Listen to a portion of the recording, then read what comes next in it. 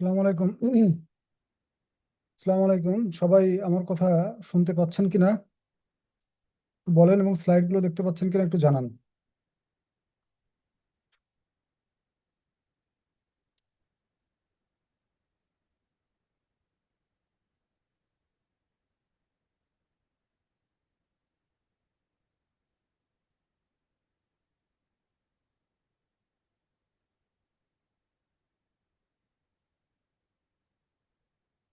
আসসালামু আলাইকুম সবাই, কি আমার কথা শুনতে পাচ্ছেন? স্লাইড দেখতে পাচ্ছেন কিনা একটু কাইন্ডলি জানান।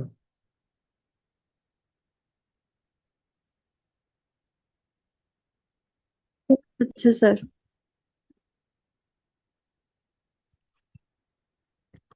ওকে, আজকে আমরা খুব গুরুত্বপূর্ণ একটা টপিক নিয়ে আলোচনা করব।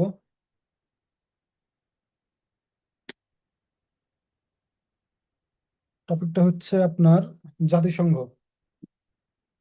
জাতিসংঘ আপনারা জানেন কিনা জানি না, পৃথিবীর সবচেয়ে বড় অর্গানাইজেশন হচ্ছে জাতিসংঘ।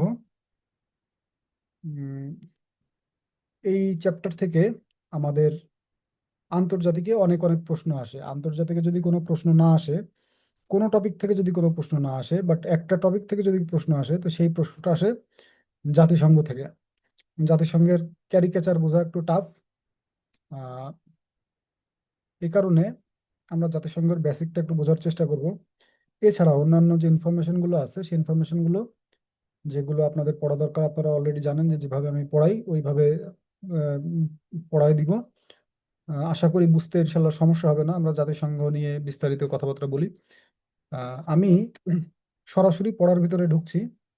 আপনাদের যাদের মাইক টাইক অন আছে, মাইক্রোফোন অন আছে, অডিও অন আছে, অডিওগুলো অফ করে দিবেন, ভিডিওগুলো অফ করে দিবেন। আমি আমার ক্যামেরা অফ করে দিচ্ছি এবং আমি শুরু করছি।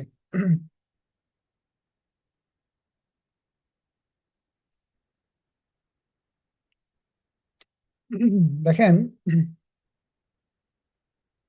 জাতিসংঘ জিনিসটা কি? জাতিসংঘ জিনিসটা হচ্ছে একটা সংগঠন।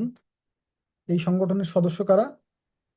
এই সংগঠনের সদস্য হচ্ছে পৃথিবীর সকল স্বাধীন দেশ।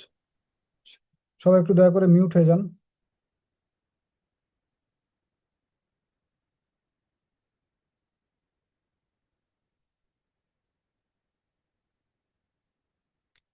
জাতিসংঘ হচ্ছে একটা আন্তর্জাতিক সংগঠন। সেই সংগঠনের সদস্য কারা? পৃথিবীর সকল স্বাধীন দেশ এই সংগঠনের সদস্য।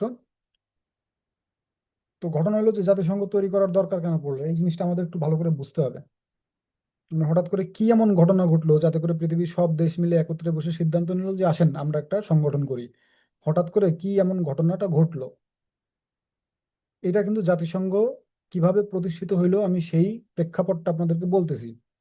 খুব অল্প কথায় বলবো, স্লাইড অনেক বেশি, আশা করি বুঝতে পারবেন।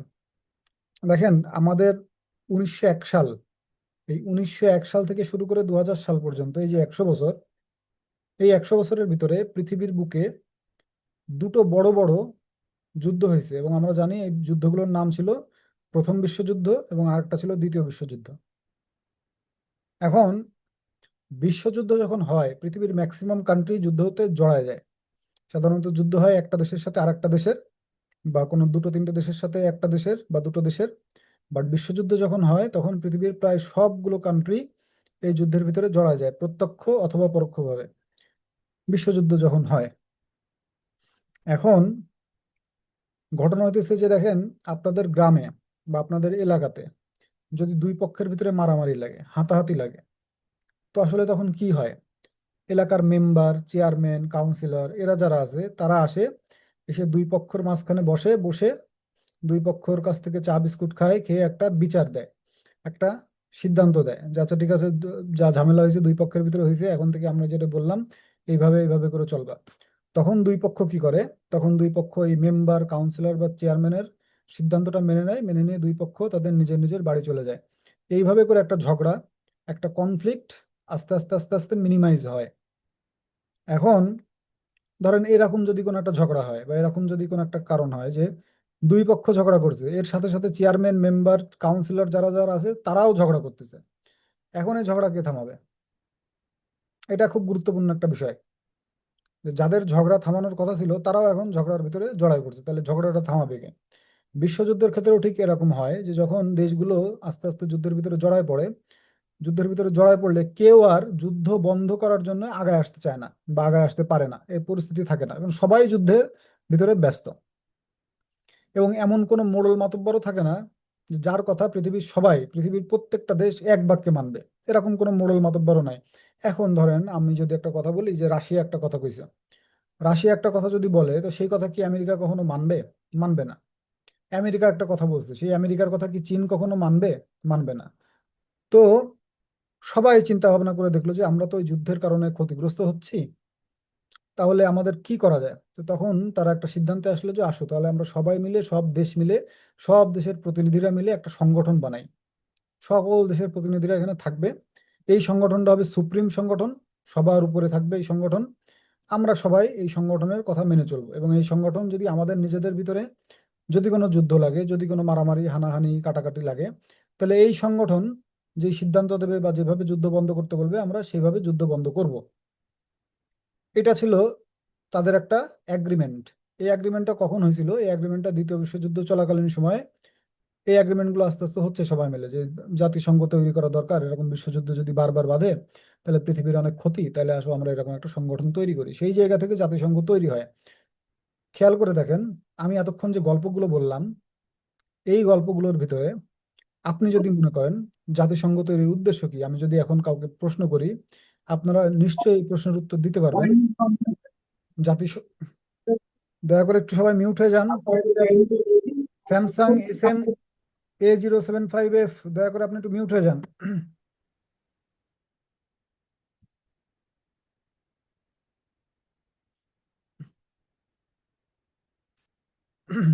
যাই হোক, কোথায় যেন ছিলাম। আম,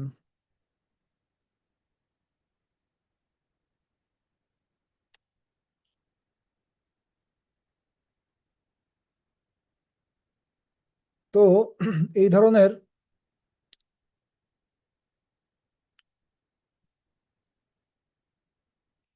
দেখেন কথার মাঝখানে যদি এরকম হঠাৎ করে কথা বলা লাগে তো ফ্লোটা হারায় যায়।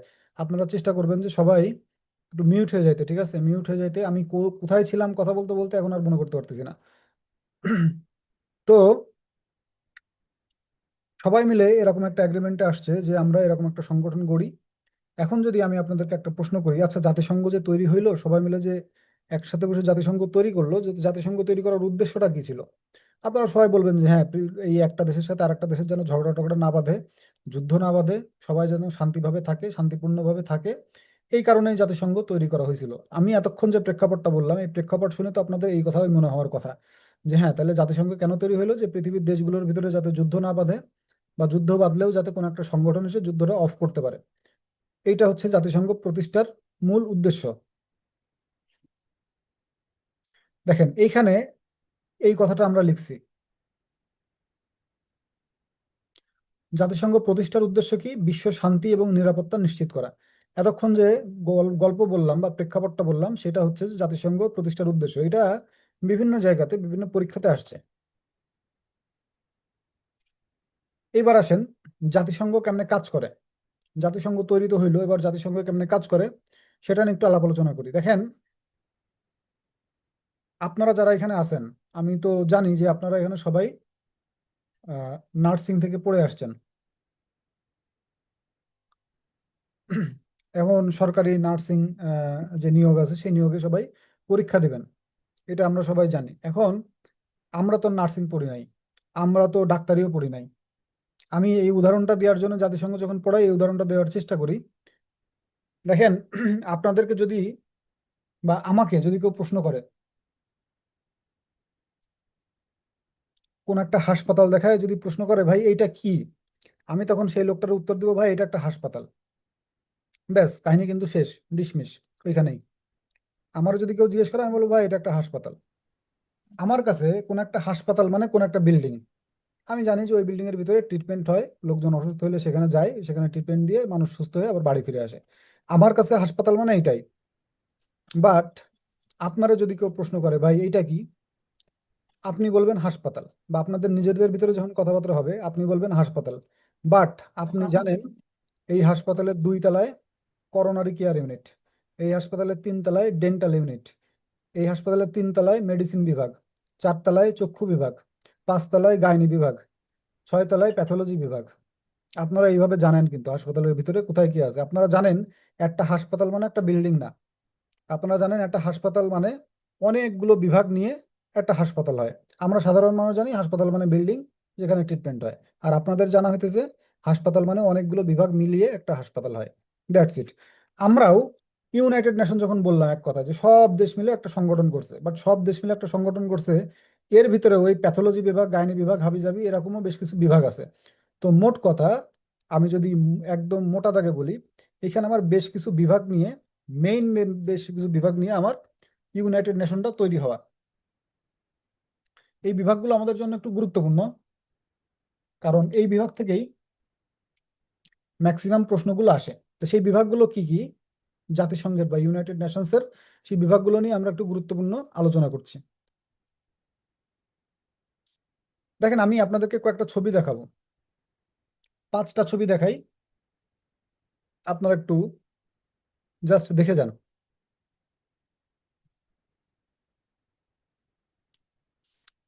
এখানে আপনারা একটা ছবি দেখতে পাইতেছেন, এখানে অনেকগুলো লোকজন দাঁড়ায় আছে বা বসে আছে, যাই হোক। এইখানে আবার 3জন লোক বসে আছে, এই যে এইখানে, এই যে এইখানে 3জন লোক দাঁড়ায় আছে। আবার দেখেন এইখানে একটা ওই জায়গা, স্যার, স্ক্রিনে তো দেখা যাচ্ছে না স্যার। আপনারা স্ক্রিন দেখতে পাচ্ছেন না? স্যার আমরা তো অনেকক্ষণ থেকে স্ক্রিন দেখতে পাচ্ছি না। আমি যখন ক্লাস শুরু করলাম তখন আপনাদেরকে জিজ্ঞেস করলাম যে আপনারা স্ক্রিন দেখতে পাচ্ছেন কিনা। আপনারা বললেন যে জি স্যার, এরকম একটা কিছু বললেন। ইস রে,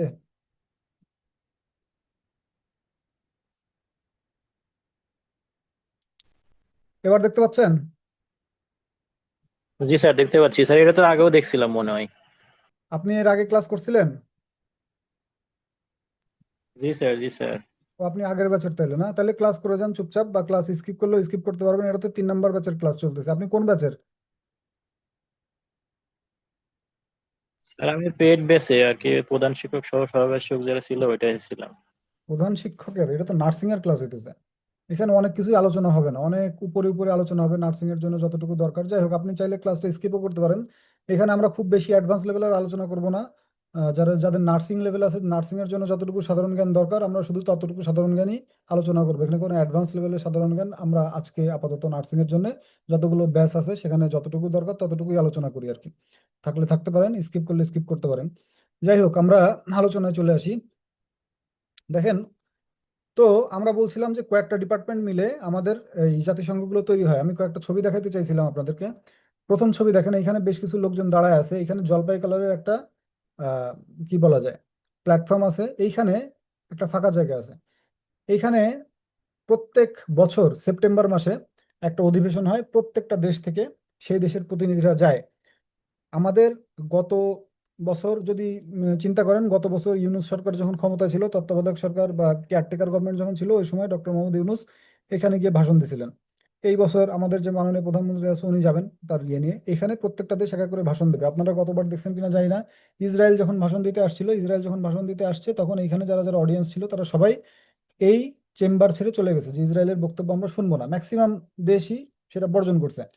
এটা হচ্ছে জাতিসংঘের একটা সাধারণ অ্যাসেম্বলি, জেনারেল অ্যাসেম্বলি বলা হয়। এই জেনারেল অ্যাসেম্বলিতে জাস্ট আলোচনা হয়, খুব গুরুত্বপূর্ণ সিদ্ধান্ত নেওয়া হয় না। সব দেশের রাষ্ট্রপ্রধানরা এখানে উপস্থিত থাকেন, সেখানে আলাপ আলোচনাগুলো হয়, জেনারেল আলোচনা, খুব বেশি গভীরের কোনো আলোচনা এখানে হয় না।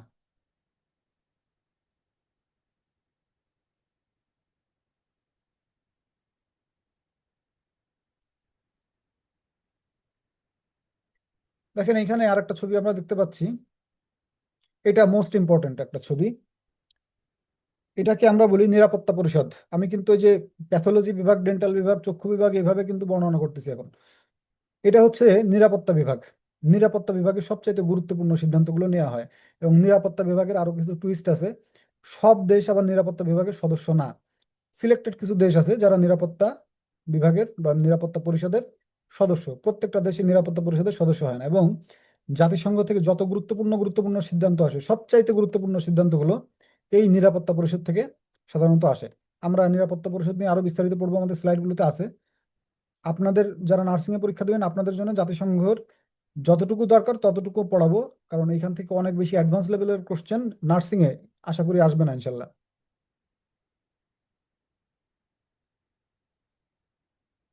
এটা হচ্ছে অর্থনৈতিক ও সামাজিক পরিষদের একটা কনফারেন্স রুম। এদের কাজ হইতেছে দারিদ্র্য বিমোচন টাইপ কাজ। বিভিন্ন দেশে অর্থনৈতিকভাবে শক্তিশালী করা, সামাজিকভাবে তাদেরকে শক্তিশালী করা বিভিন্ন দেশে। তারা সবসময় এই দারিদ্র্য বিমোচন, নারী উন্নয়ন, এই ব্যাপারগুলো নিয়ে কাজ টাজ করে আর কি। এটাও খুব গুরুত্বপূর্ণ একটা ব্যাপার। এখানে অনেক টাকা পয়সার লেনদেন হয় বা অনেক উন্নয়নমূলক কার্যক্রম এখান থেকে আসলে হয়ে থাকে।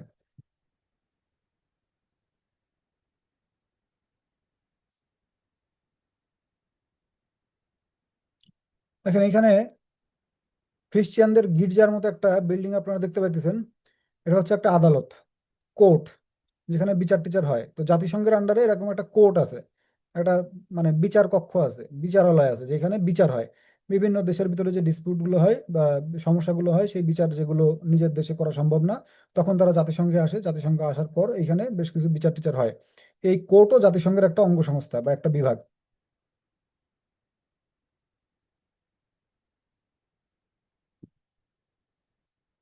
এবং লাস্ট আমরা যদি বলি, এটা হচ্ছে জাতিসংঘ সেক্রেটারিয়েট বা জাতিসংঘ সচিবালয়। এই ছবিটা হয়তো আপনারা অনেকে দেখছেন বিভিন্ন সময়। এটা জাতিসংঘ সেক্রেটারিয়েট। আমাদের জাতিসংঘের যে মহাসচিব থাকেন, জাতিসংঘের সর্বোচ্চ পদধারী যে ব্যক্তি, তার কার্যালয় বা তার অফিস হইতেছে এই সেক্রেটারিয়েট, জাতিসংঘ সচিবালয় বলে আমরা এটাকে জানি। দেখেন এখানে কিছু আর্মি দেখতে পাচ্ছেন, বিভিন্ন দেশের আর্মিরা, সারা পৃথিবী থেকে বিভিন্ন দেশের আর্মিরা কোনো না কোনো সময় জাতিসংঘে যায় এবং জাতিসংঘে গিয়ে তারা মিশনে অংশ নেয়। শান্তিরক্ষী মিশন বলে এই মিশনগুলো চালু থাকে বিভিন্ন সময়, বিভিন্ন দেশে শান্তিরক্ষী মিশনগুলো চালু থাকে। বিভিন্ন দেশের সেনাবাহিনীরা, বিভিন্ন দেশের নৌবাহিনী, বিমান বাহিনীরা এখানে মিলেমিশে কাজ করে এবং তারা সেখানে যদি নিরাপত্তা দেওয়ার দরকার হয় নিরাপত্তা দেয়, যদি চিকিৎসা দেওয়ার দরকার হয় চিকিৎসা দেয়, যদি রাস্তাঘাট বানানোর দরকার হয় রাস্তাঘাট বানায়। এই ধরনের শান্তিমূলক বিভিন্ন উন্নয়ন কার্যক্রম পরিচালনা করে। এছাড়াও যদি কোনো দেশে এরকম হয় যে সেই দেশের আহ কি বলা যায়, কোনো উগ্র গোষ্ঠী বা উগ্র আহ, জঙ্গি গোষ্ঠী বা সন্ত্রাসী গোষ্ঠী সেই দেশকে খুব ট্রাবল দিতেছে, খুব প্রবলেম করতেছে, ওই দেশের সরকার এই জিনিসটা কোনোভাবেই মিটিগেট করতে পারতেছে না, মিনিমাইজ করতে পারতেছে না, তখনও জাতিসংঘ থেকে এই ধরনের ট্রুপস পাঠায় ওই দেশের শান্তি রক্ষা করার জন্য। দেখেন এখানে এবং সাদা এবং নীলের একটা লোগো আমরা দেখতে পাইতেছি, এটা হচ্ছে জাতিসংঘের লোগো। এই যে চারপাশে দুই পাশ থেকে যে গাছ উঠে গেল গাছের পাতার মতো, এই গাছের পাতার মতো যেটা, সেটা হইতেছে আপনার জলপাই গাছের পাতা। আপনারা জানেন কিনা জানি না, জলপাই গাছ সবসময় শান্তির প্রতীক হিসেবে স্বীকৃত। এই কারণে জাতিসংঘের লোগোর দুই পাশে জলপাই গাছের পাতা দেয়া, যাতে শান্তির প্রতীক হিসেবে চিহ্নিত করা হয়। এবং এই যে একটা সার্কেল, সার্কেলের মাঝখানে সারা বিশ্বের প্রতীক। দেখেন এই যে জাতিসংঘ যখন তৈরি হয়েছিল, যখন তৈরি হয়, আমি বলছিলাম যে জাতিসংঘ তৈরি যখন হয় তখন অলরেডি দ্বিতীয় বিশ্বযুদ্ধ শুরু হয়ে গেছে। তো জাতিসংঘর যে প্রস্তাবক ছিলেন, সেই প্রস্তাবকের নাম ছিল রুজভেল্ট, ফ্রাঙ্কলিন ডি রুজভেল্ট। উনি আমেরিকার প্রেসিডেন্ট ছিলেন। এবং জাতিসংঘ তৈরি হয় 24 অক্টোবর 1945। নোট নেবেন, যেগুলো স্টার দিচ্ছি সেগুলো ভালোভাবে গুরুত্ব দিয়ে পড়বেন। আর ম্যাক্সিমাম জিনিসই এখান থেকে আপনাদের আমি পড়াবো না, কারণ দরকার নাই। সদর দপ্তর, যে কোনো জিনিসের সদর দপ্তরটা আমাদের জন্য পড়া জরুরি। জাতিসংঘের সদর দপ্তর, জাতিসংঘের আরেকটা সদর দপ্তর আছে ইউরোপে।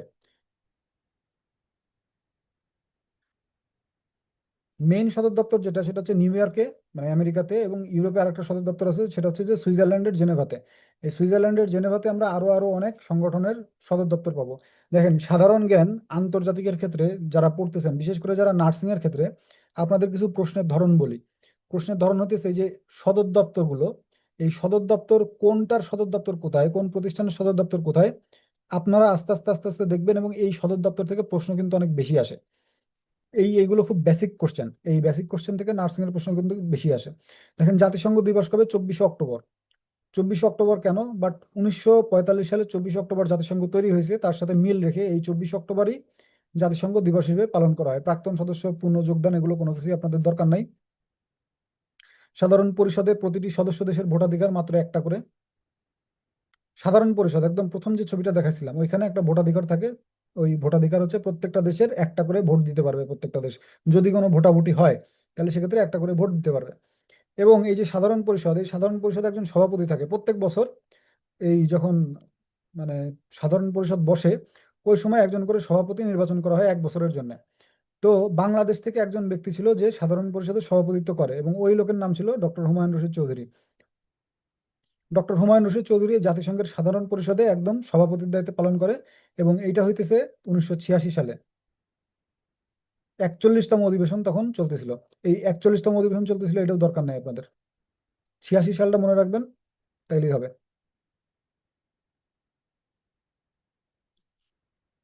জাতিসংঘের পর্যবেক্ষক দেশ আছে দুইটা, ভ্যাটিকান এবং ফিলিস্তিন। ফিলিস্তিন এবং ভ্যাটিকান সিটি, এই দুইটা দেশ জাতিসংঘের সদস্য না, জাতিসংঘের পর্যবেক্ষকের মর্যাদায় আছে। এইবার দেখেন আরেকটা খুব গুরুত্বপূর্ণ আপনাদের জন্য, জাতিসংঘের ভাষা কয়টা, জাতিসংঘের দাপ্তরিক বা অফিসিয়াল ভাষা কয়টা? টোটাল অফিসিয়াল ভাষা হইতেছে 6টা। ভাষাটা একটু খেয়াল করবেন। কেন খেয়াল করবেন বলি, কারণ এই ভাষার সাথে আমার নিরাপত্তা পরিষদ যোগ, মানে একটা কানেকশন আছে ভাষার সাথে। টোটাল জাতিসংঘে অফিসিয়াল ভাষা 6টা। ইংরেজি একটা ভাষা, ফরাসি একটা ভাষা, ফরাসি মানে আমরা জানি ফ্রান্সের যে ভাষা সেটা, আর ফার্সি মানে আমরা জানি ইরানের যে ভাষা সেটা। আমরা ফরাসি বা ফ্রান্সের ভাষার কথা এখানে বলতেছি। চাইনিজ, চীনের ভাষা, রাশিয়ান, রাশিয়ার ভাষা, স্প্যানিশ, ল্যাটিন আমেরিকা বা দক্ষিণ আমেরিকার ভাষা, এবং আরবি, আরব কান্ট্রিগুলোর ভাষা। তো এই টোটাল ভাষা হচ্ছে জাতিসংঘের 6টা ভাষা। পরীক্ষাতে অনেক সময় কিন্তু এই 6টা ভাষায় দেয়া থাকে, মানে দেয়া থাকে যে জাতিসংঘের অফিসিয়াল ভাষা নিচের কোন কোনগুলো বলে। অপশন এ তে এই 6টা, অপশন বি তে ধরা যাচ্ছে ফরাসির জায়গায় ফরাসি উঠাই দিয়ে ফার্সি লিখে দিল, তারপরে রাশিয়ানের জায়গায় রাশিয়ান উঠাই দিয়ে জার্মানি লিখে দিল, বাট 6টায় দিয়ে আছে। তখন কিন্তু এই জিনিসগুলো মনে রাখতে হবে, ইংরেজি, ফরাসি, চাইনিজ এরকম। এবং কার্যকারী ভাষা হচ্ছে দুইটা, একটা হচ্ছে ইংরেজি ভাষা এবং ফরাসি ভাষা। কার্যকারী ভাষা মানে যেই ভাষা দুটোই সবচেয়ে বেশি কার্যক্রম চালানো হয়। এবং এই 6টা ভাষার পরে যদি কোনো দাপ্তরিক ভাষা হয়ে থাকে জাতিসংঘের, যে আমরা 7ম দাপ্তরিক ভাষা করব, তো সেই দাপ্তরিক ভাষা হবে বাংলা। অর্থাৎ জাতিসংঘের 7ম দাপ্তরিক ভাষা যদি কোনো ভাষা হয়ে থাকে, এরকম একটা কথা চলতেছে, যদি হয়, তাহলে সেই ভাষা হবে বাংলা। বাংলাদেশের স্থায়ী প্রতিনিধি, প্রত্যেকটা দেশের একটা স্থায়ী প্রতিনিধি থাকে জাতিসংঘে, বাংলাদেশেরও একজন স্থায়ী প্রতিনিধি আছে জাতিসংঘে। তার কাজ হইতেছে এখানে বসবাস করা, এখানে থাকা এবং এখানে সব আপডেট দেয়া। বর্তমানে যিনি আছেন তার নাম সালাউদ্দিন নোমান চৌধুরী, বাংলাদেশের স্থায়ী প্রতিনিধি, বাংলাদেশের স্থায়ী প্রতিনিধি জাতিসংঘের। সাধারণ পরিষদ, সাধারণ পরিষদ নিয়ে আমি অলরেডি কথাবার্তা বলে ফেলছি, এগুলো নিয়ে আর কথাবার্তা বলবো না। নিরাপত্তা পরিষদ, এটা নিয়ে আমার বেশ কিছু কথাবার্তা বলার আছে। নিরাপত্তা পরিষদ বলছিলাম যে সবচাইতে গুরুত্বপূর্ণ যে পরিষদ, সেই পরিষদটা হচ্ছে নিরাপত্তা পরিষদ। নিরাপত্তা পরিষদের আমি এটাও বলছিলাম যে সবাই সদস্য হইতে পারে না নিরাপত্তা পরিষদে। তো কারা কারা সদস্য হয়? এই যে টোটাল 15টা দেশ সদস্য হয়, টোটাল 15টা দেশ। তো কারা এই ভাগ্যবান 15টা দেশ? এর ভিতরে আবার আছে দেখেন, এই 15টা দেশের ভিতরে আবার ক্যাটাগরি আছে। 5টা দেশ আছে স্থায়ী, আর 10টা দেশ আছে অস্থায়ী। অর্থাৎ স্থায়ী 2টা দেশ এবং অস্থায়ী 10টা দেশ, 10 আর 5 15, টোটাল হবে 15টা। এখন স্থায়ী দেশ মানে কি? নিরাপত্তা পরিষদের স্থায়ী দেশ মানে হইতেছে এরা যতদিন পর্যন্ত জাতিসংঘ থাকবে ততদিন পর্যন্ত এই নিরাপত্তা পরিষদের সদস্য থাকবে। জাতিসংঘ যদি কিয়ামত পর্যন্ত থাকে তাহলে এরা কিয়ামত পর্যন্ত থাকবে, এরকমই তাদের মনোবাসনা যে আমরা চিরজীবন এই নিরাপত্তা পরিষদের স্থায়ী সদস্য হিসেবে থাকব। তো সেখানে কারা কারা আছে? যুক্তরাষ্ট্র আছে, মানে আমেরিকা। যুক্তরাজ্য রাজ্য আছে, মানে ইংল্যান্ডের কথা যদি বলি, রাশিয়া আছে, চীন আছে এবং ফ্রান্স আছে। দেখেন বলছিলাম যে আপনাদেরকে যে ভাষাগুলো খেয়াল করবেন, এই ভাষার সাথে খেয়াল করবেন এই যে দেশগুলো আছে সেই দেশগুলোর ভাষাগুলো মিলিয়ে কিন্তু ওই 6টা ভাষা, আরবিটা জাস্ট একটু এক্সট্রা। এই 5টা যে দেশ আছে, এই 5টা দেশ স্থায়ী সদস্য। দেখেন এইখানে একটা কথা লিখে রাখছি আমি, ভেটো। এই 5টা দেশের আবার একটা অদ্ভুত ক্ষমতা আছে। অদ্ভুত ক্ষমতাটা কি? এদের ভেটো দানের ক্ষমতা আছে, ভেটো প্রদান করার ক্ষমতা আছে। ভেটো প্রদান করা জিনিসটা কি? আমি গতদিন মনে হয় আপনাদেরকে ক্লাসের ভিতরে একটা উদাহরণ দিয়ে বলছিলাম। ভেটো জিনিসটা হইতেছে সেই জিনিস যেটা, ধরেন যে আপনারা 5জন বন্ধু মিলে গেলেন কোন একটা কফি শপে কফি খাইতে, 5জন বন্ধু মিলে। 5জন বন্ধু মিলে কফি শপে কফি খাইতে গিয়ে আপনারা সবাই মিলে সিদ্ধান্ত নিলেন যে না, আমরা সবাই ব্ল্যাক কফি খাবো। তো সবাই সিদ্ধান্ত নিয়েছেন যে আমরা ব্ল্যাক কফি খাবো। আপনার এই 5জন বন্ধুর ভিতরে একজন বন্ধু আছে ঘাট তেরা, সে বললো যে না, আমি ব্ল্যাক কফি খাবো না, আমি ক্যাপাচিনো খাবো। এখন সে যদি বলে যে না, ব্ল্যাক কফি খাওয়া যাবে না, সবাই ক্যাপাচিনো খাইতে হবে, আপনারা 4জন যদিও বলছেন আপনারা ব্ল্যাক কফি খাবেন, আপনারা ব্ল্যাক কফি খাইতে পারবেন না। ভেটো হচ্ছে সেই ক্ষমতা যে সবাই যদি একদিকে থাকে, বাট ওই সদস্য দেশগুলোর ভিতরে যদি একটা সদস্য দেশ বলে যে না আমি এটা মানি না, তাহলে সবাই একদিকে থাকলেও ওই সিদ্ধান্ত আর কখনোই কার্যকর হবে না। এটা হচ্ছে সুপ্রিম একটা পাওয়ার, ভেটো পাওয়ার। কেউ যদি একবার সিদ্ধান্ত দেয় যে না এটা হবে না, তাহলে আর হবে না। এই পাওয়ারটা এই শুধুমাত্র এই পাঁচটা দেশেরই আছে। কারা কারা? আমেরিকা, ইংল্যান্ড, রাশিয়া, চীন এবং ফ্রান্স। আর অস্থায়ী দেশ আছে 10টা। এই অস্থায়ী দেশের কাজ কি? এরা প্রত্যেক 2 বছরের জন্য আসে, সদস্য হয়, 2 বছর পার হয়ে যায়, 2 বছর পার হওয়ার পরে এরা বিদায় নেয়। এই যে শূন্যস্থান তৈরি হয়, এই শূন্যস্থানে আবার নতুন 10 জন করে আসে, এইভাবে করে চলতে থাকে, বাই রোটেশন এটা চলতে থাকে। এখন এই যে বললাম না যে এই যে 5 জন স্থায়ী সদস্য, এরা চায় যে আমরা সারা জীবন স্থায়ী সদস্য থাকবো এবং সারা জীবন মাতবাড়ি করব। এখন নিরাপত্তা পরিষদে আরো 4টা দেশ বলতেছে যে না আমরাও স্থায়ী সদস্য হব। তারাও স্থায়ী সদস্য, এই যে 5টা দেশের সাথে আরো স্থায়ী সদস্য হইতে চায় 4টা দেশ। এই 4টা দেশ কে কে? জাপান, জার্মানি, ভারত এবং ব্রাজিল। এই 4টা দেশ বলতেছে না আমরাও নিরাপত্তা পরিষদের সদস্য পদ লাভ করতে চাই। এখনো চায়, তারা পারে নাই। এই যে 4টা দেশ, এই 4টা দেশকে একত্রে বলা হয় G4, যারা নিরাপত্তা পরিষদের সদস্য হতে চায়, স্থায়ী সদস্য। ইকোসক, অর্থনৈতিক ও সামাজিক পরিষদ পরিষদ, যেটা বলছিলাম আপনাদেরকে, যারা যারা দারিদ্র বিমোচন নিয়ে কাজ করে, বিভিন্ন উন্নয়নমূলক কার্যক্রম নিয়ে কাজ করে। ইকোসকের ফুল ফর্ম কি দেখেন? Economic and social council. এই যে ইকোসক এখানে লিখে রাখছি, এই ইকোসক দিয়ে টোটাল এই জিনিসটা ব্যাখ্যা করা যাবে না। ইকোর এই অংশটা দিয়ে আপনারা বুঝবেন ইকোনমিক, এসোর এই অংশটা দিয়ে আপনারা বুঝবেন সোশ্যাল, আর শুধুমাত্র সি যেটা আছে এটা দিয়ে বুঝবেন কাউন্সিল। এটা হচ্ছে ইকোসক। ইকোসক কি? পূর্ণাঙ্গ রূপ কি? পূর্ণাঙ্গ রূপ হচ্ছে ইকোনমিক অ্যান্ড সোশ্যাল কাউন্সিল। বর্তমান সদস্য 54টা, মানে বর্তমান সদস্য দেশ 54টা, এবং প্রত্যেকটা সদস্যের মেয়াদ 3 বছর করে।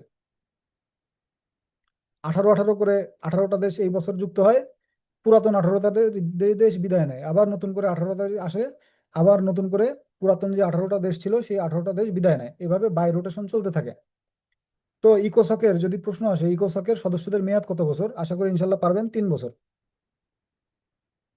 এই ইকোসক আবার আমেরিকাতে বসে বসে কাজ চালায় না, এদের আবার আঞ্চলিক কার্যালয় আছে বা আঞ্চলিক কমিশন আছে। সেই আঞ্চলিক কমিশনটা কি?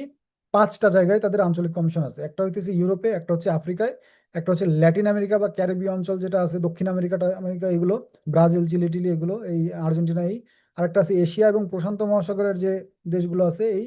আর একটা হচ্ছে পশ্চিম এশীয় বা আপনার যে কি বলা যায় মিডিল ইস্ট কেন্দ্রিক একটা ইয়ে আছে, মানে কমিশন আছে। টোটাল এই 5টা কমিশনের মাধ্যমে তারা টোটাল এই কাজগুলো পরিচালনা করে। এখন দেখেন, আবার বলতেছি, সদর দপ্তর ইম্পর্টেন্ট। ইউরোপীয় অর্থনৈতিক কমিশন, তার সদর দপ্তর কোথায়? ইউরোপীয় যেহেতু অর্থনৈতিক কমিশন, এটা যে ইউরোপেই হবে এটা তো আমরা সবাই জানি, এবং সুইজারল্যান্ড ইউরোপের দেশ। আফ্রিকান অর্থনৈতিক কমিশন, ইথিওপিয়া আফ্রিকার দেশ। ল্যাটিন আমেরিকা, সান্তিয়াগো চিলি, এটাও ল্যাটিন আমেরিকার দেশ। প্রত্যেকটা দেশের নাম দেওয়া আছে শেষে, এবং প্রত্যেকটা দেশের আগে ঠিক ওই শহরের নাম দেওয়া আছে যেই শহরে এই কমিশনগুলো অবস্থিত। এখান থেকে বহুবার বহুবার বহু কোশ্চেন আসছে। এবার আসেন সেই বিচারালয় যেটা আমরা বলছিলাম কোর্ট, সেই কোর্টটা নিয়ে একটু কথা বলি। কোর্টটা 1945 সালে হয়, পূর্ণরূপ হচ্ছে ইন্টারন্যাশনাল কোর্ট অফ জাস্টিস। অনেক সময় কিন্তু আসে যে ইন্টারন্যাশনাল কোর্ট অফ জাস্টিস বা আইসিজে এর পূর্ণরূপ কি। এটা কোথায় অবস্থিত? এটা নেদারল্যান্ডে অবস্থিত। এই যে এই আন্তর্জাতিক বিচারালয়, এর সদর দপ্তর নেদারল্যান্ডের হেগ শহরে।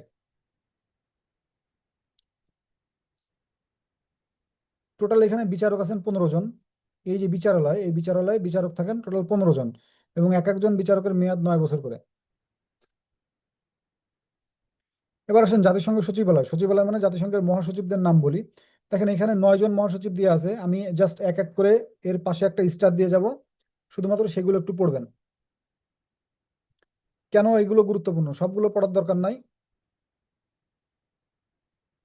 দেখবেন কেউ আছে আফ্রিকা থেকে, কেউ আছে প্রথম শান্তিতে নোবেল প্রাইজ পাইছে, কেউ আছে মরণোত্তর বিমান দুর্ঘটনায় মারা গেছে, এরকম করে দেখবেন কেউ আছে এশিয়া থেকে নির্বাচিত হয়েছে, একটা দুটো ইনফরমেশন এগুলো পড়ে ফেলতে হবে। আমাদের আজকে অনেক টপিক, আমরা সবগুলো টপিক ইনশাল্লাহ কভার করার চেষ্টা করব। এবং মহাসচিবরা, এই যে যতজন মহাসচিব আমরা দেখলাম, এই মহাসচিবদের ভিতরে কোন কোন মহাসচিব কখন কখন বাংলাদেশ সফর করছেন, এটাও আমরা এর ভিতরে বিস্তারিত দিয়েছি। জাতিসংঘ শান্তিরক্ষী বাহিনী, জাতিসংঘ শান্তিরক্ষী বাহিনী নিয়ে আমরা একটু বলি বলি। আরব ইসরায়েল একটা যুদ্ধ হয়, আরব ইসরায়েল যুদ্ধের কথা আর নতুন করে না বলি, আর বারবার আরব ইসরায়েল যুদ্ধের কথা বলতে গেলে মিজাজ খারাপ হয়। এই ইসরায়েল আমাদের জন্য আসলে একটা গলার কাঁটা হয়ে দাঁড়াইছে। এই আরব ইসরায়েল যুদ্ধের প্রেক্ষাপটে একটা সংগঠন তৈরি হয়, জাতিসংঘ শান্তিরক্ষী বাহিনী। তো তারা সবসময় চেষ্টা করে যে, সব একটু মিউট হয়ে যান দয়া করে। তারা চেষ্টা করে যে বিভিন্ন দেশে যাতে যুদ্ধ বিগ্রহ যখন বাঁধে, সেই যুদ্ধ বিগ্রহে অন্তত কিছুটা শান্তি রক্ষা যাতে করা যায়, সেই শান্তি রক্ষা করা। যদিও জাতিসংঘের যে উদ্দেশ্য ছিল যে সারা বিশ্বব্যাপী শান্তি রক্ষা করা, যুদ্ধ যাতে না বাঁধে, এটা ছিল তাদের উদ্দেশ্য। এটা ইয়ে করেন, অফ করেন রাফিয়াকে, ভিডিও অফ করেন, মিউট করেন।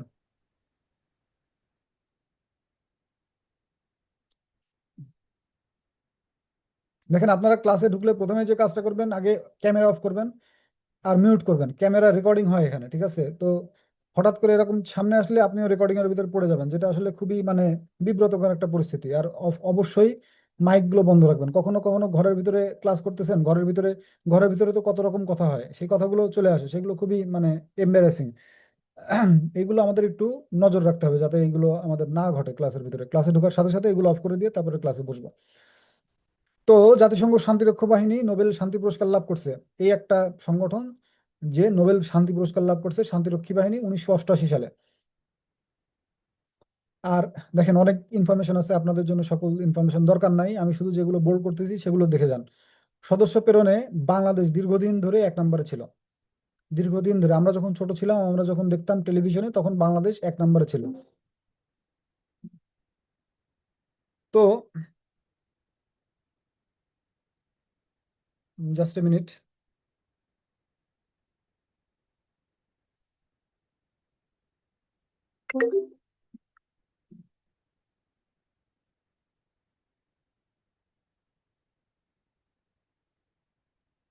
বাংলাদেশ দীর্ঘদিন এই জাতিসংঘ শান্তিরক্ষা বাহিনীতে সদস্য প্রেরণে 1 নম্বরে ছিল। শুধুমাত্র তাই না, বাংলাদেশের সদস্য যারা সেখানে যাইতো, উপস্থিত হইতো যারা, তাদের খুব সুখ্যাতি ছিল সারা পৃথিবীব্যাপী। এবং জাতিসংঘের যারা বড় বড় অফিসার আছে, তারা বাংলাদেশের সদস্য শুনলেই তারা খুব রেসপেক্ট করতো আর কি। এখনো আছে সেই রেসপেক্ট, বাট বাংলাদেশ এখন আর 1 নম্বরে নাই, এখন বাংলাদেশ হয়ে গেছে 3 নম্বরে। বাট 1 নম্বরে এবং 2 নম্বরে যারা আছে, তাদের এই সংখ্যাটাও আপনাদেরকে পড়তে হবে, বা তা কোন কোন দেশ আছে এটাও আপনাদেরকে দেখতে হবে। এবার আসেন সাস্টেইনেবল ডেভেলপমেন্ট গোল বা এসডিজি। যারা চাকরি বাকরি খুঁজতেছেন বা চাকরি করবেন বলে সিদ্ধান্ত নিছেন, তাদেরকে একটা কথা কয়ে রাখি, এসডিজি যখন পড়াই, 2030 সাল পর্যন্ত এসডিজি আপনার সাধারণ জ্ঞানের ভিতরে থাকবে, এবং 2032-33 সাল পর্যন্ত এসডিজি থাকবে। এখন কিন্তু কলেজ স্কুল লেভেলেও কিন্তু এসডিজি পড়ানো হয়। তো এসডিজিটা আমাদের একটু গুরুত্ব দিয়ে পড়তে হবে। এসডিজি আমাদেরকে খুবই গুরুত্ব দিয়ে পড়তে হবে। এসডিজি জিনিসটা কি আমরা জানি, সাস্টেইনেবল ডেভেলপমেন্ট গোল, এর শর্ট ফর্ম হইতেছে এসডিজি। বাংলা অর্থ কি? টেকসই উন্নয়ন লক্ষ্যমাত্রা। আমরা সারা পৃথিবীব্যাপী যে উন্নয়নগুলো করি, যে কি বলা যায়, অবকাঠামোগত যে উন্নয়ন করি, বিল্ডিং করি, রাস্তাঘাট করি, সেতু করি, যাই করি না কেন, আমাদের তো উন্নয়ন দরকার। তো জাতিসংঘ থেকে কয়ে দিল যে দেখেন, আমরা উন্নয়ন করতে চাই, উন্নয়ন করব, বাট সেই উন্নয়নটা যাতে টেকসই হয়। টেকসই মানে কি? তাহলে এমন উন্নয়ন করব যাতে করে আমাদের প্রাণ, প্রকৃতি, পরিবেশ এগুলো যাতে কোনোভাবেই ক্ষতিগ্রস্ত না হয়, এদিকে আমাদের একটু খেয়াল রাখা লাগবে।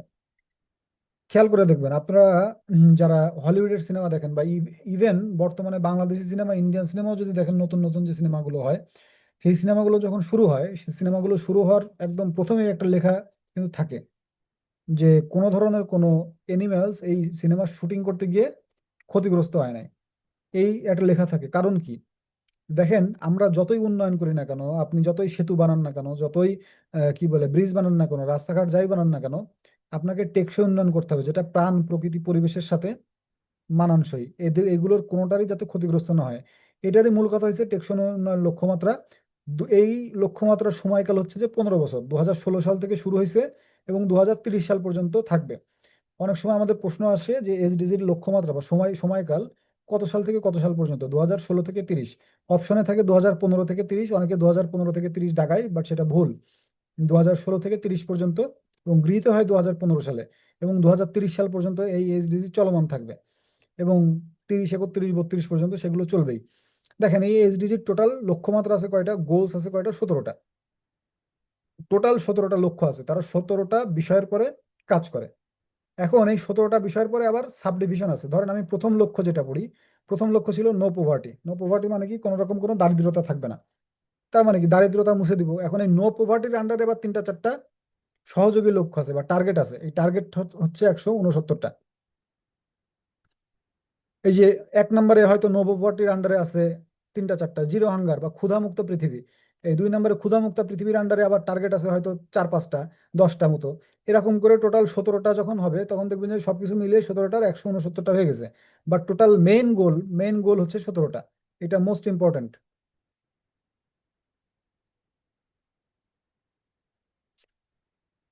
আমাদের জন্য এইচডিজির কোন কোন জিনিসটা গুরুত্বপূর্ণ আমরা একটু দেখি। যারা নার্সিং এর পরীক্ষা দিবেন তাদের জন্য এইচডিজির 3 নম্বরটা খুবই গুরুত্বপূর্ণ। এইচডিজির 3 নম্বরে কি আছে? Good health and wellbeing.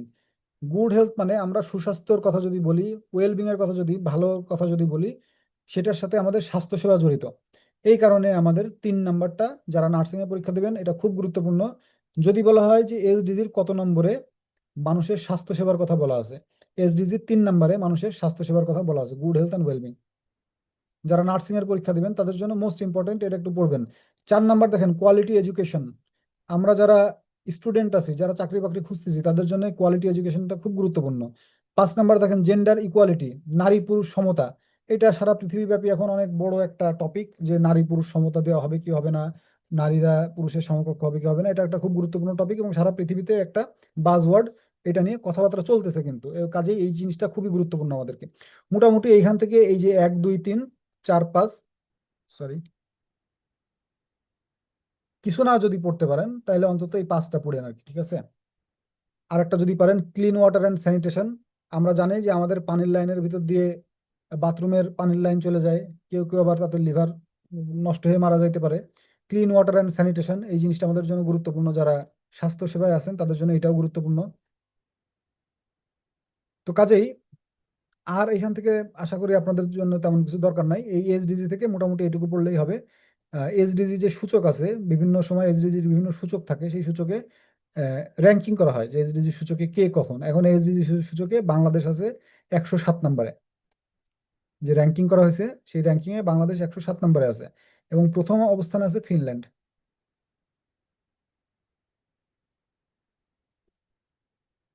বিগত সালের প্রশ্ন আছে জাতিসংঘের উপরে, প্রচুর বিগত সালের প্রশ্ন আছে, এই প্রশ্নগুলো দেখবেন। দেখেন এইবার জাতিসংঘের বেশ কিছু সংস্থা আছে, যেই সংস্থাগুলো নিয়ে আলাদা করে আর কথা বলবো না।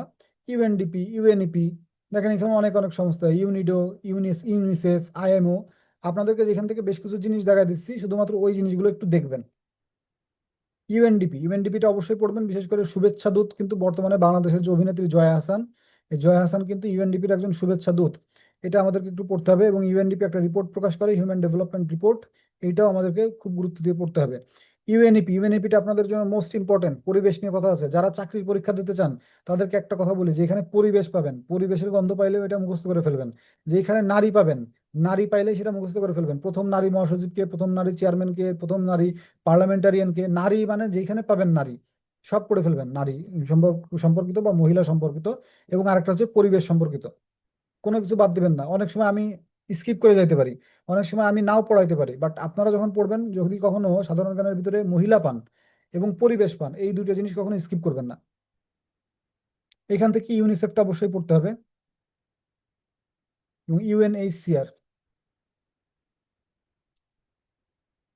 এখান থেকে নট সো ইম্পর্টেন্ট, আপনাদের আর কোনো কিছু পড়ার দরকার নাই। এখান থেকে আপনারা ইউনেস্কোটা অবশ্যই পড়বেন। ইউনেস্কোর কাজ কি? বিজ্ঞান, শিক্ষা, সাংস্কৃতিক এইসব বিষয় নিয়ে কাজ করা সারা পৃথিবী ব্যাপী। এবং ইউনেস্কোর সদর দপ্তর হচ্ছে প্যারিস। আমরা সবাই জানি সারা পৃথিবীর কালচারাল বা সাংস্কৃতিক রাজধানী বলা হয় ফ্রান্সের প্যারিসকে, ঠিক আছে। তো কালচারাল রাজধানী যদি সারা পৃথিবীর ফ্রান্সের প্যারিস হয়, তো সেই বিজ্ঞান, শিক্ষা, সাংস্কৃতিক সংস্থা তার সদর দপ্তর যে ফ্রান্সের প্যারিসে হবে, এটাই স্বাভাবিক, তাই না? বাংলাদেশ সদস্যপদ লাভ করে 1972 সালে। আমরা ছোটবেলায় আব্দুল্লাহ আল মুতি শরফুদ্দিনের লেখা পড়তাম। সেই আব্দুল্লাহ আল মুতি শরফুদ্দিন ইউনেস্কো থেকে কলিঙ্গ পুরস্কার লাভ করেন। উইমেন ইন সায়েন্স অ্যাওয়ার্ড, দেখেন আবার এর ভিতরে উইমেন চলে আসছে, মহিলা চলে আসছে, পড়ে নেবেন। শিশুদের যে সংক্রামক রোগ হয়, সেই সংক্রামক রোগ রক্ষার একটা পদ্ধতি আবিষ্কার করেন, এই কারণে উইমেন ইন সায়েন্স অ্যাওয়ার্ড পান ডক্টর ফেরদৌসী কাদরি বলে একজন ভদ্রমহিলা। এবং ইউনেস্কো আমাদের এখানে বেশ কিছু মানে গুরুত্বপূর্ণ জায়গাকে তাদের মানে বিশ্ব ঐতিহ্যের তালিকায় স্থান দিয়েছে। তার ভিতরে আমাদের এখানে আছে সোমপুর বিহার, ষাট গম্বুজ মসজিদ এবং সুন্দরবন। এই তিনটা এই তিনটা কি দিছে, ইউনেস্কোর বিশ্ব যে ঐতিহ্য আছে সেই ঐতিহ্যের তালিকায় আমাদের স্থান দিছে। নিচের এইগুলো একটু দেখলেও দেখতে পারেন, না দেখলেও না দেখতে পারেন। এবার আরেকটা গুরুত্ব, ইউনেস্কো বাংলাদেশের 21 পদক পায় 2003 সালে।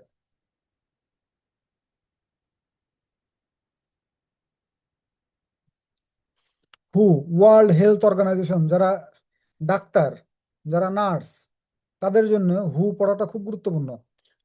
ওয়ার্ল্ড হেলথ অর্গানাইজেশন, যারা ডাক্তারের পরীক্ষা দিবেন, যারা নার্সের পরীক্ষা দিবেন, তাদের জন্য এটা খুব গুরুত্বপূর্ণ। প্রতিষ্ঠা হয়েছিল 7 এপ্রিল 1948।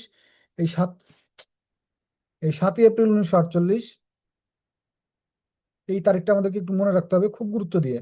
ওয়ার্ল্ড হেলথ অর্গানাইজেশন এই 7 এপ্রিল, এরপরে ভিত্তি করে আমাদের স্বাস্থ্য দিবস টিবস পালন করা হয়। সদর দপ্তর হচ্ছে জেনেভা, সুইজারল্যান্ড।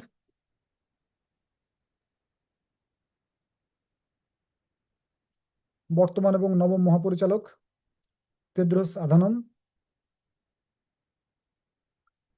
হুয়ের পরামর্শক ডক্টর সেজুতি সাহা, বাংলাদেশের। এই ওয়ার্ল্ড হেলথ অর্গানাইজেশন বাংলাদেশকে পোলিও মুক্ত ঘোষণা করে 2014 সালে। দেখেন এখানে আমি বেশ কিছু সংস্থা দিচ্ছি, সেই সংস্থাগুলোর সদর দপ্তর কোথায় কোনটা আছে সেইগুলো আপনাদের এখানে দেওয়া আছে। সেইগুলো সদর দপ্তরগুলো যদি কিছু না পারেন, সদর দপ্তরগুলো অ্যাটলিস্ট দেখে যাবেন। ম্যাক্সিমাম সদর দপ্তরই জেনেভা, সুইজারল্যান্ডে। দেখেন এখানে অনেক সদর দপ্তর আছে যেগুলো জেনেভা, সুইজারল্যান্ডে, আর অল্প কিছু আছে যেগুলো এদিক ওদিক। এবার আসেন জাতিসংঘ এবং জাতিসংঘের অঙ্গ সংস্থা যারা আছে তারা কোন কোন অঙ্গ সংস্থা কবে কবে নোবেল প্রাইজ পাইছে, এই জিনিসটা আমাদের জন্য মোস্ট ইম্পর্টেন্ট। জাতিসংঘের একটা অঙ্গ সংস্থা হচ্ছে UNHCR, United Nation High Commissioner for the refugee. তারা নোবেল প্রাইজ পায় দুইবার। 54 সালে একবার নোবেল প্রাইজ পায়, আর 81 সালে একবার নোবেল প্রাইজ পায়। দুইবার তারা নোবেল শান্তি পুরস্কার পায়। তো এইভাবে আরো কিছু আছে, ইউনিসেফ একবার পায়, ইউএনও আছে একবার পায়, আইপিসিসি একবার পায়। এরকম বেশ কিছু সংস্থা আছে যারা পায়। United nation peace keeping force, যেটা একটু আগে দেখালাম, শান্তিরক্ষী বাহিনী যেটা, তারা একটা পায় 1988 সালে। এইটা আপনাদের জন্য খুব গুরুত্বপূর্ণ, একটা একটু গুরুত্ব দিয়ে পড়তে হবে। নারী বিষয়ক সংস্থা, নারী বিষয়ক সংস্থা আমি কিছু পড়াবো না, উপরের যে হেডিং দিয়ে দিছি, নারী বিষয়ক সংস্থার ভিতরে যা পাবেন সব টোটাল মুখস্থ করে ফেলবেন।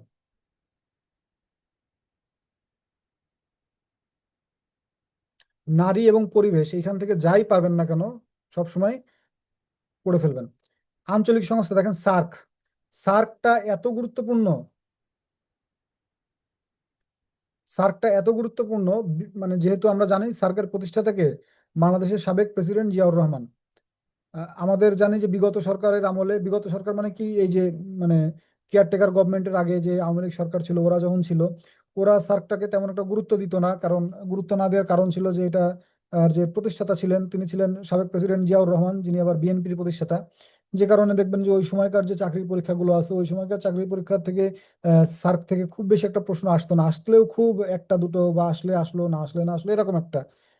সার্ক থেকে খুব একটা প্রশ্ন আসতো না। বাট এখন যারা চাকরির পরীক্ষা দিতেছেন তাদের জন্য সার্কটা খুবই গুরুত্বপূর্ণ, খুবই গুরুত্বপূর্ণ। 1985 সালে সার্ক তৈরি হয়, ডিসেম্বর মাসের 8 তারিখে। সার্কের পূর্ণ রূপটা কি, পূর্ণ রূপটা আমাদেরকে অবশ্যই পড়তে হবে। সার্কের সদর দপ্তরটা অবশ্যই পড়তে হবে। সদস্য দেশ 8টা, পড়বেন। আফগানিস্তান সদস্য ছিল না, আফগানিস্তান 2007 সালে সদস্য হয়। প্রথম মহাসচিব, বর্তমান মহাসচিব। এখান থেকে বাংলাদেশের সম্মেলন হয় 3বার। এখানে দেখেন সার্কেলকে বেশ কিছু ইয়ে আছে, মানে বিভাগ আছে, সেই বিভাগগুলোর সদর দপ্তর কোনটা কোথায়। সার্কের সদর দপ্তর তো কাঠমান্ডু, নেপালে। বাট সার্কের আবার বিভিন্ন সাব ডিভিশন আছে, যেমন সার্ক কৃষি বিষয়ক কেন্দ্র, সার্ক যক্ষ্মা এবং এইচআইভি কেন্দ্র, সার্ক মানব উন্নয়ন কেন্দ্র, সার্ক আবহাওয়া গবেষণা কেন্দ্র, এরকম বেশ কিছু ভাগ আছে। এবং এক একটার সদর দপ্তর এক একটা জায়গায়। যেমন কৃষি বিষয়ক কেন্দ্রের সদর দপ্তর রয়েছে ঢাকা ফার্ম গেটে। যক্ষ্মা এবং এইচআইভি, এটা হচ্ছে কাঠমান্ডু। এই দুটো পড়েন আপাতত। আসিয়ান টাসিয়ান, আফ্রিকান ইউনিয়ন, এগুলো আপনাদের জন্য দরকার নাই পড়ার। আমরা সরাসরি ইউরোপীয় ইউনিয়নে চলে যাচ্ছি। ইউরোপীয় ইউনিয়ন জিনিসটা কি আমরা সবাই জানি। ইউরোপীয় ইউনিয়নের নামও শুনছি আমরা। ইউরোপীয় ইউনিয়ন কি, ইউরোপের বিভিন্ন দেশ আছে যারা তাদের নিজেদের ভিতরে মোটামুটি একটা মানে সমঝোতা করে নিছে যে দেখো ভাই, আমরা ইউরোপের দেশ, আমাদের কোনো কোনো দেশ খুবই ছোট ছোট দেশ, তো কাজেই আমরা নিজেদের ভিতরে এই আলাদা আলাদা করে কাঁটাতারের বেড়া দিয়ে মানে সীমানা দিয়ে আলাদা আলাদা দেশ এভাবে না থেকে চলো আমরা একসাথে থাকি, এরকম একটা মানে এগ্রিমেন্ট তাদের ভিতরে। ইউরোপীয় ইউনিয়ন, ইউরোপের দেশগুলো সবাই একসাথে মিলেমিশে থাকে। তারা এক দেশ থেকে আরেক দেশে যায়, ভিসা পাসপোর্ট তেমন একটা লাগে না। তারা কোনো কোনো দেশ আছে যাদের আলাদা আলাদা দেশের আলাদা আলাদা টাকা না। ইউরোপীয় ইউনিয়ন দেশ যারা যারা আছে, ইউরোপীয় ইউনিয়ন দেশে প্রত্যেকটা দেশে একই ধরনের টাকা চলে, মুদ্রা চলে। আমরা জানি সেই মুদ্রার নাম ইউরো, তাই না? এই এই ব্যাপারটা হচ্ছে ইউরোপীয় ইউনিয়ন। ইউরোপীয় ইউনিয়ন প্রাথমিকভাবে যাত্রা শুরু করে 1957 সালে, দরকার নাই। ইউরোপীয় ইউনিয়নের প্রতিষ্ঠা হয় 1993 সালের 1 নভেম্বর। এইটা আমাদেরকে পড়তে হবে। ইউরোপীয় ইউনিয়ন, ইউরোপীয় ইউনিয়নের সদর দপ্তর কোথায়? নিশ্চয়ই ইউরোপে, যেহেতু বেলজিয়ামের ব্রাসেলসে।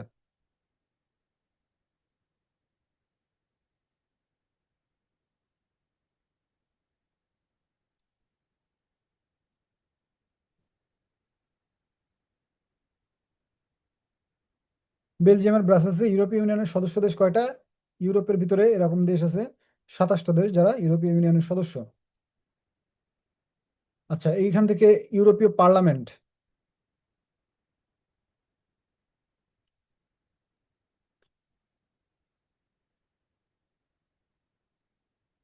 ইউরোপীয় ইউনিয়নের যে একক মুদ্রা তার নাম ইউরো, আমরা জানি। প্রত্যেকটা ইউরোপীয় ইউনিয়নভুক্ত দেশে এই মুদ্রা বা এই টাকা চালু থাকে, এবং এই মুদ্রার নাম কি? ইউরো।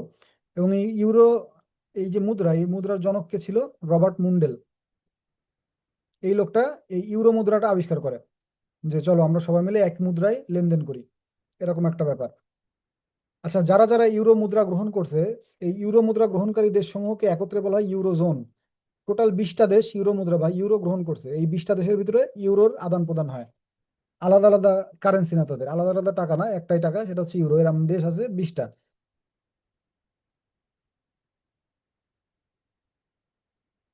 ইসিবি দেখেন, ইসিবি দিয়ে আমরা কি বুঝি? European central bank. বাংলাদেশের সেন্ট্রাল ব্যাংক যেমন Bangladesh bank, European central bank European, ECB European central bank. যারা ইউরো মুদ্রা গ্রহণ করছে যে 20টা দেশ, একটু আগে যেটা বললাম, এই 20টা দেশ সমন্বয়ে এই ইসিবি গঠিত বা ইউরোপিয়ান সেন্ট্রাল ব্যাংক গঠিত। এই ইসিবির বা এই যে ব্যাংকটা আছে, এই ব্যাংকের কার্যালয় কোথায়? জার্মানিতে। এটা হচ্ছে যে সবচেয়ে বাজে একটা ব্যাপার। ইউরোপীয় ইউনিয়ন যখন আমরা পড়ি তখন দেখবেন যে এক একটা মানে জায়গার বা এক একটা প্রতিষ্ঠানের মানে যে প্রধান দপ্তর, সেই দপ্তর আবার এক একটা দেশে। এটা মনে রাখাটা একটু টাফ। প্রথম প্রথম আপনারা একটু মনে রাখতে মানে একটু কষ্ট হবে, এটা মনে রাখাটা একটু টাফ। বাট প্রতিদিন পড়বেন, আমি তো বলি সাধারণ জ্ঞান ডেইলি পড়বেন। ডেইলি না পড়লে সাধারণ জ্ঞান পারবেন না, সাধারণ জ্ঞান ভুলে যাবেন। যতই ভালো হন না কেন, ব্রেন যতই ভালো থাকুক না কেন, সাধারণ জ্ঞান রোজ না পড়লে হয় না। ফ্রন্টেক্স, ফ্রন্টেক্স কি? ইউরোপীয় ইউনিয়নের মানে সীমান্ত রক্ষী বাহিনী। আমাদের যেরকম বিজিবি আছে, আহ, ভারতের যেমন বিএসএফ আছে, এরকম ফ্রন্টেক্স হচ্ছে ইউরোপীয় ইউনিয়নের সীমান্ত রক্ষী বাহিনী। ইউরো মানি, ইউরো মানি হচ্ছে লন্ডন ভিত্তিক অর্থনৈতিক জার্নাল। ইউরো মানি কথাটার সাথে মানি কথাটা লেখা আছে। এই মানি কথাটা দেখে আবার অনেকে ভাবতে পারে যে এটা মনে হয় কোনো টাকা পয়সা হবে, বাট এটা কোনো টাকা পয়সা না। এটা হচ্ছে একটা অর্থনৈতিক পত্রিকা। জার্নাল মানে পত্রিকা, অর্থনৈতিক পত্রিকা। এই পত্রিকাটা লন্ডন থেকে প্রত্যেক বছর বছর প্রকাশিত হয়। আইএমএফ, আইএমএফ থেকে আপনারা এইটুকু পড়বেন, ইন্টারন্যাশনাল মনিটারি ফান্ড। মূল যে ভাব বা পূর্ণরূপ ইন্টারন্যাশনাল মনিটারি ফান্ড, এইটা পড়তে হবে আমাদের। সদর দপ্তর হচ্ছে ওয়াশিংটন ডিসি, যুক্তরাষ্ট্র। সদস্য দেশ 191টা, পড়লে পড়তে পারেন, না পড়লেও দরকার নেই। বাংলাদেশ সদস্যপদ পায় 1972 সালের 17 আগস্ট, এটা দেখবেন। এবং 1974 সালে প্রথম আইএমএফ এর কাছ থেকে ঋণ নেয় বাংলাদেশ। বাংলাদেশ 71 সালে স্বাধীন হওয়ার পর আইএমএফ এর সদস্য হয় 72 সালে, এবং আইএমএফ থেকে ঋণ নেয় 1974 সালে আইএমএফ এর কাছ থেকে। দ্বিতীয় নারী এবং বর্তমান ব্যবস্থাপনা পরিচালক ক্রিস্টেলিনা জর্জিয়েভা, বুলগেরিয়ার। ইনি একজন নারী কিন্তু। আইএমএফ এর MD, managing director. World bank, বিশ্ব ব্যাংক। বিশ্ব ব্যাংক জিনিসটা প্রতিষ্ঠা হয় 1944 সালে। এর সদর দপ্তর ওয়াশিংটন ডিসিতে। বাংলাদেশ সদস্যপদ পায় 1972 সালের 17 আগস্ট। প্রেসিডেন্ট হইতেছেন অজয় বাঙ্গা, ভারতীয় বংশোদ্ভূত একজন নাগরিক, অনেকটা শিখদের মতো চলাচল করে, মাথায় যে পাগড়ি টাগড়ি কি দিয়ে পরে ওরা ওই রকম আর কি। প্রধান যে অর্থনীতিবিদ ইন্দারমিত গিল, উনি ভারতের। দেখেন আইএমএফ এর প্রেসিডেন্ট ভারতীয় বংশোদ্ভূত। প্রধান যে অর্থনীতিবিদ আছে তিনিও ভারতীয়। প্রথম দেশ হিসেবে বিশ্বব্যাংকের কাছ থেকে ঋণ গ্রহণ করে ফ্রান্স। বিশ্বব্যাংক তৈরি হওয়ার পরে সর্বপ্রথম বিশ্বব্যাংকের কাছ থেকে যারা ঋণ নেয় তারা হচ্ছে ফ্রান্স। আমরা জানি, এটুকু তো জানি, আইএমএফ এবং ওয়ার্ল্ড ব্যাংক এদের কাজ কি? বিভিন্ন দেশে ঋণ প্রদান করা। তো বিশ্বব্যাংকের দেখেন এই ওয়ার্ল্ড ব্যাংক গ্রুপের আবার 5টা সদস্য। ওই যে একদম প্রথমের কথা যদি আমি বলি, ওই যে প্যাথোলজি বিভাগ, গাইনি বিভাগ, চক্ষু বিভাগের মতো ওয়ার্ল্ড ব্যাংকের আবার এরকম সদস্য আছে 5টা। আইবিআরডি, আইডিএ, আইএফসি, মিগা এবং ইকসিট। তাহলে বিশ্বব্যাংক বলতে কি বোঝায়? বিশ্বব্যাংক বলতে আমরা সাধারণত এই দুটো প্রতিষ্ঠানকেই বুঝে থাকি, আইবিআরডি এবং আইডিএ। আইবিআরডির ফুল ফর্ম কি এখানে দেওয়া আছে দেখেন, international bank for reconstruction and development. এবং আইডিএ কি? International development association. এখানে দুটো কাজ আছে, দুটো বৈশিষ্ট্য আছে। এই দুটো বৈশিষ্ট্য আমাদেরকে একটু ভালোভাবে দেখতে হবে। সহজ শর্তে ঋণ দেয়, দেখেন আমি একটা লিখি নাই কিন্তু এখানে। আইডিএ, এই যে আইডিএ যে প্রতিষ্ঠানটা, এই আইডিএর এখানে লিখছি সহজ শর্তে ঋণ দেয়, লিখে নাই, নোট নিতে পারেন। সহজ শর্তে যে ঋণ দেয়, এই ঋণ দেওয়ার কারণে আইডিএ কে সফট লোন উইন্ডো বলা হয়। সফট লোন উইন্ডো বলা হয়। সাধারণত কোনো দেশ যখন বিদেশি কোনো প্রতিষ্ঠানের কাছ থেকে ঋণ নেয়, ঋণ নেওয়ার সময় অনেক বড় বড় শর্ত দেওয়া থাকে, অনেক কঠিন কঠিন শর্ত দেওয়া থাকে। এই শর্তগুলো মেনে তারা ঋণ নেয়। বাট আইডিএ নামক যে প্রতিষ্ঠানটা আছে, এরা যখন ঋণ দেয় অনেক সহজ শর্তে ঋণ দেয়। এই কারণে আইডিএ কে বলা হয় সফট লোন উইন্ডো, বা সহজ শর্তে যে ঋণ দেয় এই কারণে সফট লোন উইন্ডো বলা হয়। ব্রিক্স এবং এনডিবি।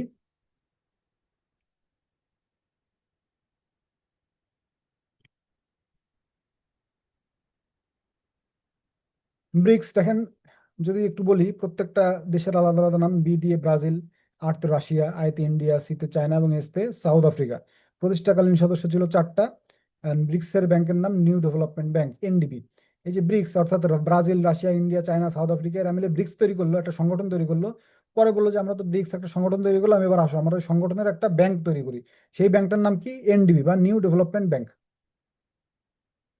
এই এনডিবি আন্তর্জাতিক মুদ্রা তহবিল বা আইএমএফ এর বিকল্প হিসেবে তারা দাঁড় করাতে চাচ্ছে যে না, এগুলো সবই ওই আমেরিকাদের হাতে, এগুলো সবই ইউরোপের হাতে, আসো আমরা নিজের একটা কিছু তৈরি করি। তো তখন তারা এই ব্রিক্সে মিলে একটা নতুন ব্যাংক তৈরি করলো, তার নাম এনডিবি বা নিউ ডেভেলপমেন্ট ব্যাংক। প্রতিষ্ঠা হয়েছে 2015 সালে। এবং এর যে সদর দপ্তর হচ্ছে সাংহাই। আমি জানি আজকের ক্লাসটা অনেক মানে থ্রু পাস হয়ে যাচ্ছে, আমি আরো বিস্তারিত মানে যদি বলার সুযোগ থাকতো বা বলার সময় থাকতো বলতে পারতাম। বাট আজকে একটু থ্রু পাস হয়ে যাচ্ছে, করার কিছু নাই। যতটুকু আপনাদেরকে দাগায় দিচ্ছি বা যতটুকু করে দিচ্ছি, আপাতত আমার পরে বিশ্বাস রেখে ওইটুকু কমপ্লিট করে ফেলবেন।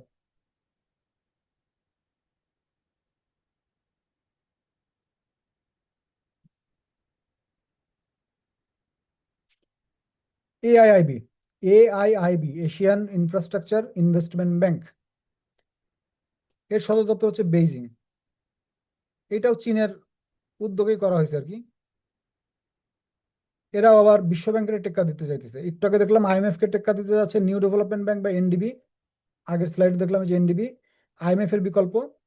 আর এখন যেটা দেখতেছি এআইআইবি, এটা হচ্ছে বিশ্ব ব্যাংকের বিকল্প হিসেবে তারা দাঁড় করাতে চাচ্ছে যে না, বিশ্ব ব্যাংকের যে একতরফা মাতবাড়ি, এই একতরফা মাতবাড়িটা আমাদের বন্ধ করা দরকার। তাহলে আমরা নতুন একটা ব্যাংক করি, তার নাম কি? Asian Infrastructure Investment bank.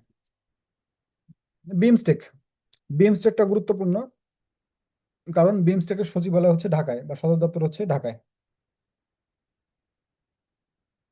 বিমস্টেকের যে বর্তমান সভাপতি, সেই সভাপতি বাংলাদেশের।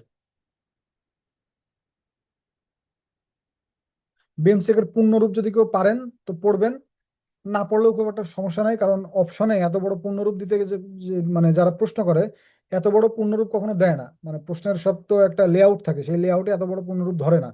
এই কারণে কখনো কখনো যে বড় বড় যেই পূর্ণরূপ গুলো আছে, সেগুলো সাধারণত খুব কম আসে আর কি। দেখেন জি7, জি7টা আপনাদেরকে কেন পড়তে হবে? জি7 হচ্ছে গ্রুপ অফ 7, বড় লোকদের আড্ডা বা বড় লোকদের ক্লাব, এলিট ক্লাব বলা যায়। জি7 গ্রুপ অফ 7 কারা কারা আছে? পৃথিবীর সবচাইতে বড় লোক দেশগুলো এই জি7 বা গ্রুপ অফ 7 মানে সদস্য। তার ভিতরে কারা কারা আছে দেখেন, আমেরিকা আছে, ইংল্যান্ড আছে, ইটালি আছে, জার্মানি আছে, ফ্রান্স আছে, কানাডা আছে এবং জাপান আছে। সবাই বড় বড় দেশ বা সবাই বড় লোক দেশ। এর ভিতরে একমাত্র জাপান আছে দেশ যে জাপানটা শুধুমাত্র এশিয়া মহাদেশের একটা দেশ, তাছাড়া অন্যান্য যতগুলো দেশ আছে ম্যাক্সিমাম দেশই হইতেছে আপনার ইউরোপ বা আমেরিকা মহাদেশের দেশ, একমাত্র জাপান হচ্ছে এশিয়া মহাদেশের দেশ। এই G7, এই G7 এর কাজ কি, তারা যে বড় লোক আছে সেই বড় লোকের ভিতরে আরো নিজেদের ভিতরে সহযোগিতা বাড়ানো, যাতে করে নিজেদের ভিতরে ব্যবসা বাণিজ্য ভালোভাবে চলে। এবং সবচাইতে বড় লোক মানে সব বিষয় হচ্ছে যে এরা যে এত বড় লোক হওয়া সত্ত্বেও এদের কোনো সদর দপ্তর নাই, মানে এরা একটা অফিস করতে পারে না এত বড় লোক হওয়া সত্ত্বেও। সদর দপ্তর নাই, এরা প্রত্যেক বছর ঘুরে ঘুরে বেড়ায়, আজকে জার্মানি কালকে ফ্রান্স, এই এক একটা দেশে এদের মানে প্রত্যেক বছর যে সভাটা হয় সেই সভাগুলো তারা করে। প্রতিষ্ঠা হচ্ছে 1973 সাল।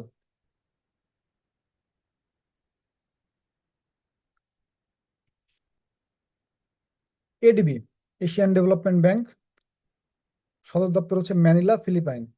এডিবির কাজ কি, এশিয়ার যত ডেভেলপমেন্ট আছে, এশিয়া মহাদেশের যে ডেভেলপমেন্ট আছে, এই ডেভেলপমেন্টের জন্য যদি কোনো দেশ টাকা নিতে চায় তো এশিয়ান ডেভেলপমেন্ট ব্যাংক বা এডিবি থেকে টাকা ঋণ নিতে পারে।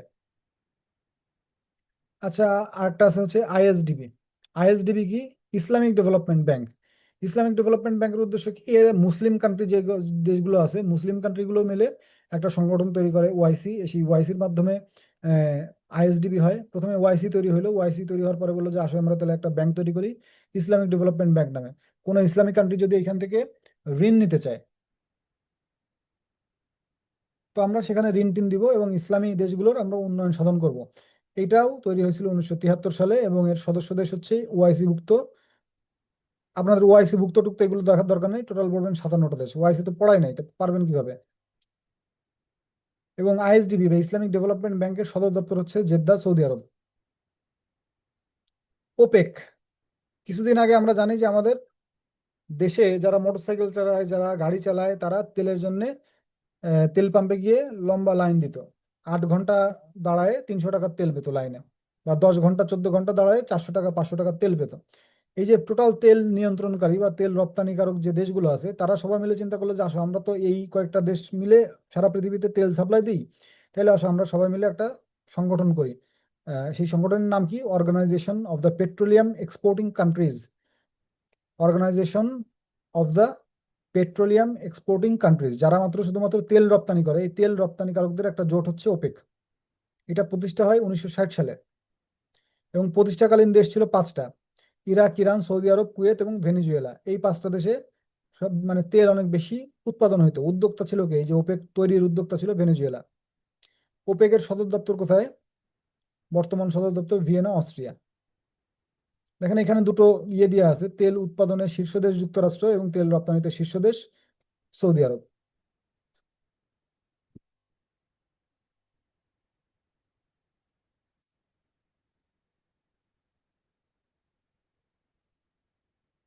ডি8 কি, মুসলিম যেসব দেশ আছে, বড় লোক দেশ না, উন্নয়নশীল দেশ।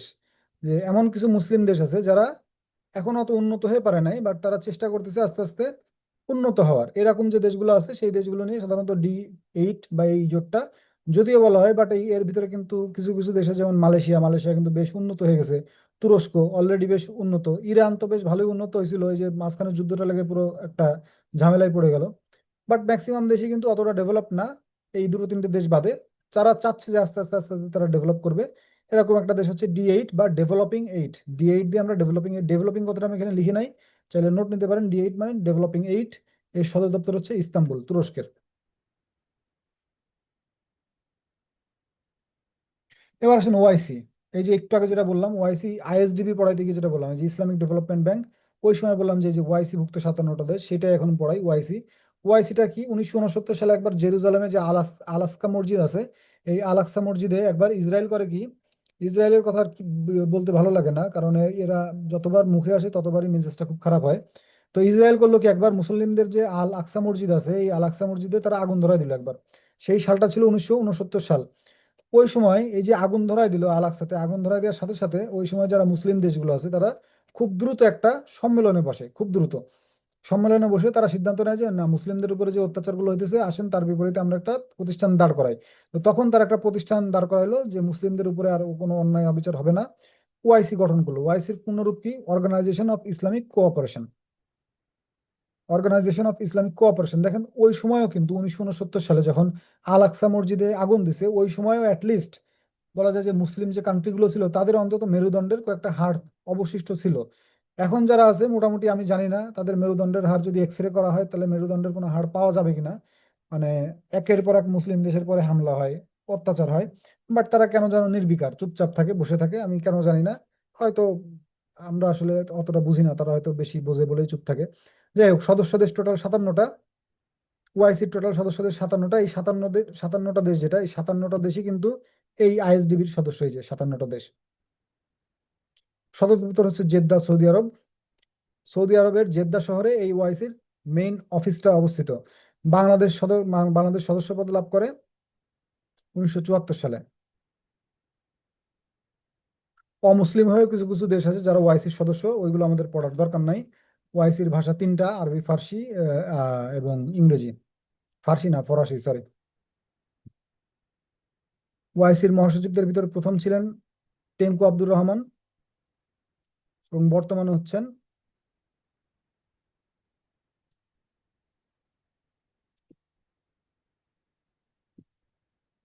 ন্যাম, কমনওয়েলথ অফ নেশন, এগুলো খুব একটা দরকার নাই। ইন্টারপোলটা হচ্ছে আপনাদের সারা পৃথিবীর পুলিশদের একটা organization, international criminal police organisation.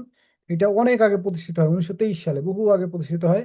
এর যে হেডকোয়ার্টার, সদর দপ্তর, এটা হচ্ছে ফ্রান্সের লিও শহরে।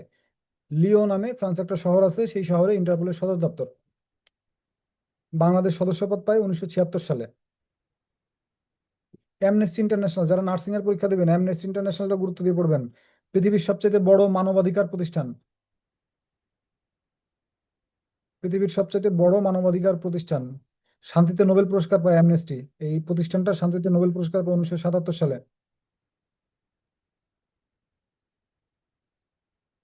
যারা নার্সিং এর পরীক্ষা দিবেন, অক্সফাম, গুরুত্ব দিয়ে পড়বেন। ব্রিটিশ স্বেচ্ছাসেবী সংস্থা অক্সফাম, ব্রিটিশ একটা স্বেচ্ছাসেবী সংস্থা। অরবিস ইন্টারন্যাশনাল, যারা নার্সিং এর পরীক্ষা দিবেন, গুরুত্ব দিয়ে পড়বেন। উড়ন্ত চক্ষু হাসপাতাল, উড়ন্ত চক্ষু হাসপাতাল মানে প্লেনের ভিতরে হাসপাতাল। এই প্লেনটা এক জায়গা থেকে আরেক জায়গায় উড়ে উড়ে যায় এবং উড়ে উড়ে গিয়ে সেই দেশে বা সেই এলাকায় গিয়ে চক্ষু সেবা দিয়ে আসে। এটা হচ্ছে অরবিস ইন্টারন্যাশনাল, অক্সফাম, অরবিস। যারা নার্সিং এর পরীক্ষা দিবেন, ডাক্তারি পরীক্ষা দিবেন, তারা চেষ্টা করবেন এই জিনিসগুলো, ছোট ছোট জিনিস বাট পড়ে যাওয়ার। আজকে আমরা অনেক থ্রু পাস দিলাম, পড়াশোনার ভিতরে অনেক থ্রু পাস দিলাম, অনেক দ্রুত আমাদেরকে আগাইতে হইলো। অনেকগুলো স্লাইড আমাদের ছিল এবং আন্তর্জাতিকে তো অনেক বেশি সিলেবাস আমরা জানি। আর তারপরেও যতটুকু দাগায় দিলাম, ইনশাল্লাহ আপনাদের কাভার হবে বলে আশা করি। বিশ্বাস করে যতটুকু দিলাম ওইটুকু পড়তে থাকেন আপাতত, ইনশাল্লাহ সমস্যা হবে না। তো সবাই আপাতত আজকের মতো ভালো থাকেন, সুস্থ থাকেন। আসসালামু আলাইকুম।